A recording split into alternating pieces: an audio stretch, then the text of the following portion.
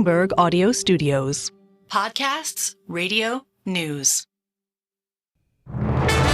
We absolutely support Israel's right to defend itself in line with international law. We need to safeguard financial stability. 2024 is not going to be an easy year. We used to call it the dream of home ownership, but look at Britain now. We've got to hang on to optimism and hope because it is the biggest driver of change. Let's stop thinking of life in terms of Brexit. Let's move on and look to the future. Hello, you're listening to Bloomberg UK Politics. I'm Caroline Hepker. And I'm James Woolcock. So we've spent the first half of this week on the podcast talking about chaos caused by Speaker Lizzy Hoyle's intervention on the Gaza ceasefire vote. The unsaid but obvious consequence is that we never actually got to see how serious divisions within the Labour Party actually were at this particular moment. But then next week we're going to have this by-election in Rochdale, which is increasingly being derailed by the issues in the Middle East. So joining us now to dig in a little bit deeper on the story in Rochdale and the wider political implications is Bloomberg's associate editor, Ailbhe Rea. Welcome to Bloomberg Politics. How uneasy do you think Labour unity on the stance towards the war between Israel and Hamas really is right now? Because it does seem to be shifting. Well, as you were just saying, Caroline, this wasn't tested this week because of the shenanigans in the House of Commons, Lizzy Hoyle choosing to accept the Labour amendment. We didn't have a vote on the SNP motion to expose these Labour divisions. And I would say there's quite a lot of relief at the top of the Labour Party that they didn't have this tested. So we don't know for certain because we don't have numbers on it. I would say that the people around Keir Starmer and David Lammy, the Shadow Foreign Secretary, would say that they are now in a position that unites everyone, that they've given the MPs who were upset about this what they wanted, which was the words immediate and ceasefire beside each other. So they have a united position. But even yesterday, I was in Parliament speaking to people who say that they still don't feel like the line on Gaza has been quite right. So that's sort of where it is. I'd say it's still a bit uneasy. The people at the top of the Labour Party want to have a line that they think they could have in government that would allow them to still be able to pick the phone up to Benjamin Netanyahu and lobby him on the inside. They're trying to act like a government in waiting, but it is still upsetting a lot of people within the Labour Party. So, Ailbhe, for anyone who's not been following, next week we're going to get this big by-election in Rochdale. It's a former Labour safe seat. And given we had these two by-elections a few weeks ago that were completely massive swings to Labour, you would think it would be a sort of simple slam dunk. Why has it become so interesting? Oh, well, James, this should have been the easiest slam dunk of all of them because this is a safe Labour seat, as you say, held by a very well-liked man called Tony Lloyd for decades. He sadly died of cancer a few weeks ago, so that's why this by-election has been held. This should have been a sort of a coronation for a new Labour MP there who would be the new Labour MP there for decades in a very safe seat. That has not happened. The Labour candidate who was selected as our ally was revealed in this leaked recording, saying some anti-Semitic things in an internal party meeting, which was leaked to the Daily Mail. He has been deselected as the Labour candidate. But unfortunately, that decision to deselect him was taken too late to take him off the ballot paper as a Labour candidate or to replace him, which means that if you're in Rochdale voting next week, you will still see as our ally Labour on the ballot paper, even though Labour isn't going to campaign for him. The people in Rochdale who work for the Labour Party are banned from campaigning for him, and the only people campaigning for him are a rumoured handful of people who are his friends, essentially. And it means if he happens to win, Labour will just have to suspend him immediately and he'll be an independent. So they don't actually have a candidate. Yeah, and this is, a seat that Labour won, with more than 9,000 votes in terms of their majority. What does it mean then for the odds of another candidate, and in particular the controversial George Galloway, to get back into Parliament? Yes, so as you say, George Galloway is a controversial character. He was once a Labour MP. He was suspended a long time ago, suspended in I think 2003 for opposition to the Iraq War. In the time since, he has often stood as an independent and won against the Labour Party. He causes them no end of problems, and he's accused by his critics of cozying up to dictators and associating with people who have displayed anti-Semitic behaviour. But he has won in Bethnal Green in 2005 against Labour. He won a by-election in 2012 against Labour. He also stood 2 years ago in Batley and Spen, another by-election against Labour, and Labour only narrowly held on there. So here, where Labour is not campaigning for their candidate and where there are deep divisions over the position on Gaza, some upset in Muslim communities, of which there's a big one in Rochdale, it looks as though George Galloway is possibly going to capitalise on that and win this by-election. I mean, Ailbhe, as someone who's very clued in... he might win this by-election. He might win. As someone who's, you're very clued into the mood in the Labour Party. Keir Starmer has had success after success after success over the past few years. He looks almost indomitable. Does this by-election represent, as a bigger issue, the real test that Gaza and the situation there has become for him and his leadership? So it can't be a perfect test because we don't know what would happen if Labour actually did mount a proper campaign in Rochdale. They're not allowed to campaign for Azhar Ali anymore, so we don't know what would happen. That in and of itself is very embarrassing for them, that they didn't do their due diligence, that they've ended up with this candidate who they had to then suspend immediately, and it's not just a shoo-in into Parliament and he's going to be a great Labour MP for the next 2 decades. If he wins, he'll be an independent and they'll get someone else for the general election. So it's not a perfect test of it, but George Galloway and other people standing in Rochdale do want this to be a referendum on Labour's position on Gaza. And it is a fact that Muslim communities are upset with Labour's position on Gaza. You might remember when the attacks in Israel first happened, Keir Starmer gave an interview where he said that Israel had the right to turn off water and supplies to Gaza. He has since retracted those comments, but they have really resonated up and down the country. In particularly British Muslim communities. They're still upset in Rochdale over that and upset over the position. So I think that we may well see people voting in great numbers as sort of a protest against Labour. We also have some statistics from the Labour Muslim Network that obviously Bloomberg can't check, but that the party's support among the British Muslim population has dropped from 86% to an estimated 60% since 2019. So there are problems there under the surface. Thanks to our associator Ailbhe Rea, who of course will get on after the by-election. A full list of candidates in the Rochdale by-election can be found on the Rochdale Borough Council website. So the other area that's been raised by the vote this week is the increasing fear people in public office have about violence, harassment and the abuse they face for being involved in politics.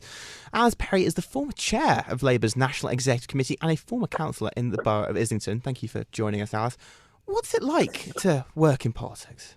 So, especially if you're in local government or an elected representative, that, people see it as a public role, but really it's kind of semi-public because most people have full-time jobs and work as well. So the amount of abuse that local councillors, staff and MPs get, it's increasing and it's becoming normalised. People kind of see it as it's fair game to not just, criticism that's completely fair and part of political discourse, but kind of abuse that, and intimidation that kind of started increasing online as everything became more polarized over the last 5 years, but spills over into real life. And so some of the things that I've experienced or people would talk about experiencing in their communities, my friend had her car firebombed, and wow. That's the kind of explain that to a kind of colleague, and they were like, no, but that couldn't have happened. I'd have heard about that would have been on the news. But this kind of stuff doesn't even register with national news. It's not funny, but do you remember the insults when people were calling each other gammons? One councillor was in a supermarket. I should say X. So he was in he was in a supermarket and someone threw a gammon at him, and wow, it sounds funny, but it's not if it hits you. I imagine that's not no funny at all. I had like an Islington councillor who made a controversial licensing decision. So people then threatened to rape her on X, and someone ended up going to prison for it. I had a stalker who was sectioned, and like Alice, this is turning into a very, very long list of really, pretty horrifying things if you're trying to do a job day to day. You say that you feel that sort of abuse has increased. Is it getting worse and more severe? Because there's also a kind of discussion about how much security and safety should be put in place to certainly for MPs, but that's probably not at councillor level. Yeah, absolutely. I think it's positive that people are talking about it, because one of the things that when you experience this, you don't want to talk about it publicly because it will upset your family. And also there's a kind of sense that, people are expected to shrug it off or laugh it off. It kind of was seen as like something that goes with the territory. So the fact that people are talking about it more. I mean, the shocking thing is, and we don't think about this more often, but 2 MPs have been murdered. And like, that is actually quite terrifying. It puts a lot of people off standing for elected office because they just don't want the hassle that goes with it. And, that might just be the kind of online abuse, but the whole kind of package, that if we want to have a diverse group of people standing for Parliament and standing to be councillors and getting involved in public life, then there has to be boundaries, and there has to be safety. There's got to be more money invested in people's security. Like, a lot of councillors don't have any security at their surgeries. Their addresses are published online. Often their addresses are published on ballot papers. So, people feel, and you hear this like a lot in the discourse today from certain groups, that they feel it's acceptable to turn up at people's homes and protest their homes when their families are inside. And like this, people kind of have this sense that if they really believe in their cause, it justifies any kind of behaviour, and the boundaries about what is acceptable and normal kind of get blurred. And as I say, people are expected to just kind of shrug it off and deal with it and be tough to it. And actually, it's as we go into a general election that might be very divisive. They might be dealing with like cultural issues, or the stakes will be very high. That we need to make sure that we have the public debate in a way that respects all sides of the political divide, and can be about like ideas and policy and vision for the country, rather than like just abusing different individuals. Well, I appreciate you come from a very strong Labour tradition, Alice, but in your experience, who is it in politics who is getting the most of this abuse? Is it, people in the Labour Party versus people in the Conservative Party? Is it split on a gender line? Is it everyone? And it doesn't really matter who you are, as long as you're in public office, you're seen as a target. How does it splinter out? Well, that's a great question. And like, to an extent, it is everyone, but then people who are more visible get it more. And the people who are more visible tend to be people from non-traditional groups, or groups that are that kind of make you stand out more. So female MPs get it more, Jewish MPs get it more, black MPs and Asian MPs get it more. And, like the abuse, for example, Diane Abbott will get, compared to, say, John McDonnell saying the same thing on social media, will be, I think at one point, Diane Abbott got the most abuse out of any political figure online. And like, it's horrific, the abuse that like Jewish politicians get, for example.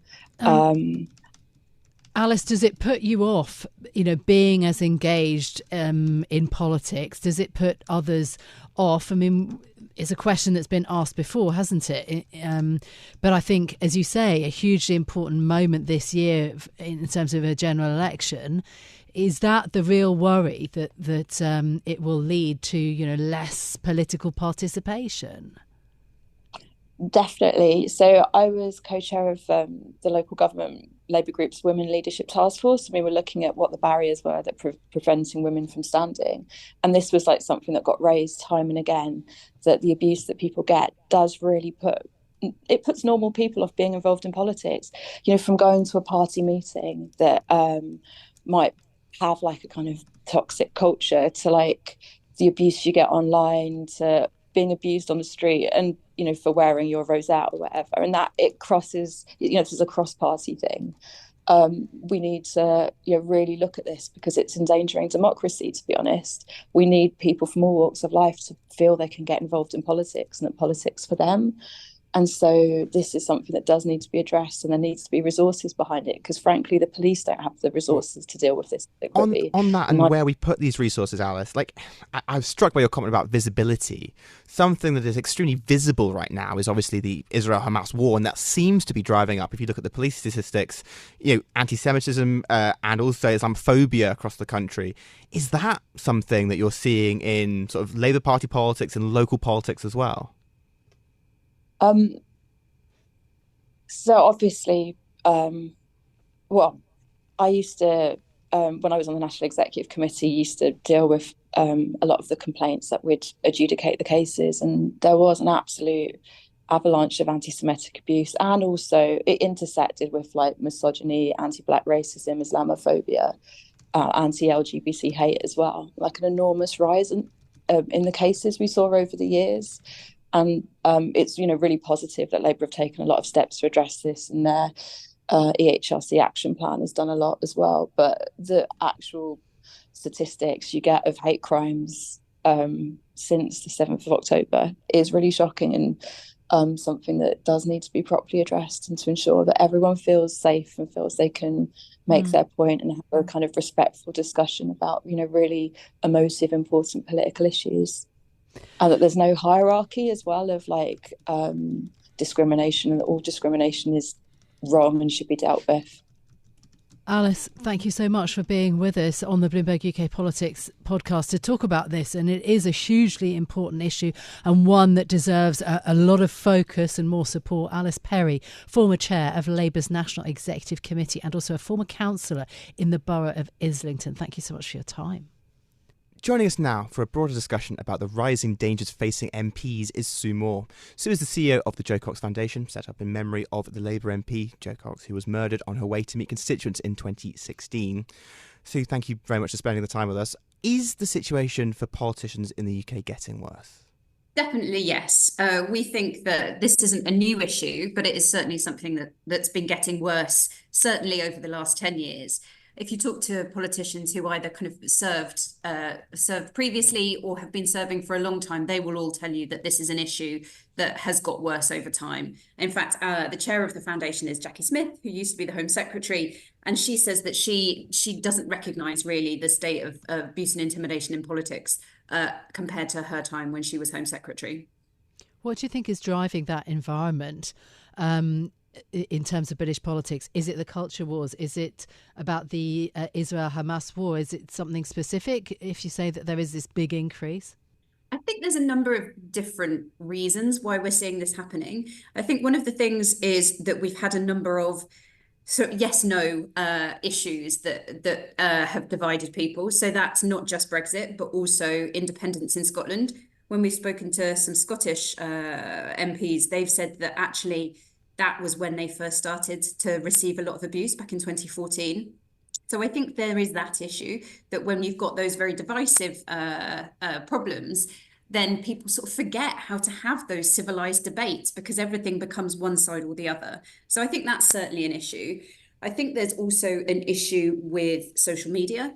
I mean, I don't think that's the only part of the problem, but certainly the ease with which people can now target abuse at politicians is really different. You don't have to send an email or write a letter. So one of the things that we talk about in our recent Jo Cox Civility Commission report that we published is an instance, for example, where Jess Phillips got 600 rape threats in just one night on Twitter. The amount of abuse that now can be pushed forward to MPs, I think that's one of the things that's changed as well. With such a complex problem, are there transparent, easy, possible solutions? I wouldn't say there are any easy solutions, but we think there are solutions. So the piece of work that I just mentioned, the Jo Cox Civility Commission, we launched our recommendations earlier this year.